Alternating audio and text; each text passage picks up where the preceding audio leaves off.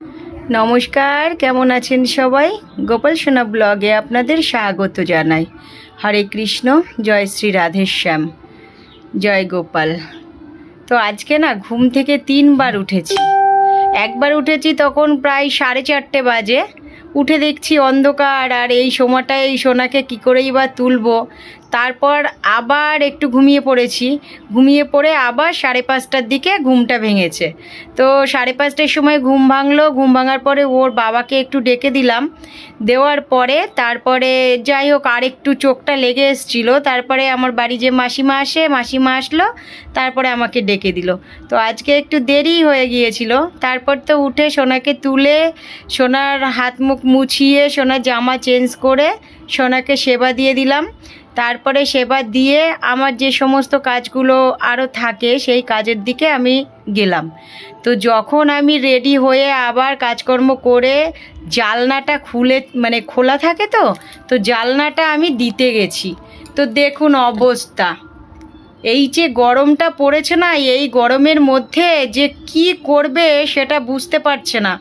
আর আমার বাড়িতে তো এমনিতেও আছে, এটা হচ্ছে ছোট, মনে হয় বাচ্চা হয়েছে। তো জানলা যেই দিতে গেছি না, জানলার পাশেই দেখছি কি মা একদম দাঁড়িয়ে রয়েছে। তো ভীষণই তো ভয় পেয়ে গেলাম। আর আমি না জানলা খোলা রাখি না সহজে।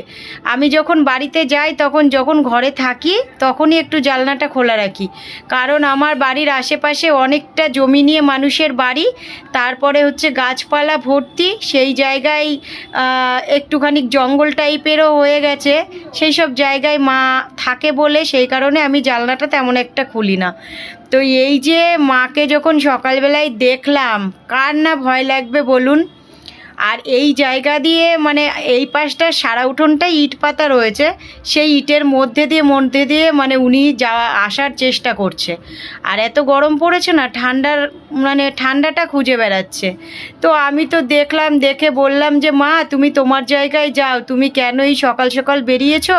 আর তোমাকে দেখলেই তো ভয় লাগবে। তারপরে যদি বাইরের কুকুরগুলো রয়েছে যদি দেখে না, তাহলে ওই কুকুরগুলো গিয়ে না টেনে ধরবে। কারণ এর আগেও হয়েছে, আমার সিঁড়ি বেয়ে যখন উঠে গেছে একজন, অনেক দিন আগেই, তখন আমার বাড়িতে বাইরে একটা কুকুর ছিল।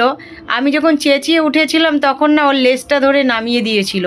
তো সেই থেকে আমার একটু ভয় ভয় লাগে। তারপরে তো মাকে বললাম মা তুমি যাও, আমি বাইরের দিকে চলে এলাম। এসে আবার দেখলাম, দেখছি কি ফনা তুলছে।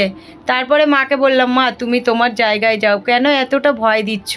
আর দেখুন এই যে সেই জবা ফুল গাছটা, ওই দেখুন ফনাটা কেমন দিচ্ছে। এই জবা ফুল গাছটার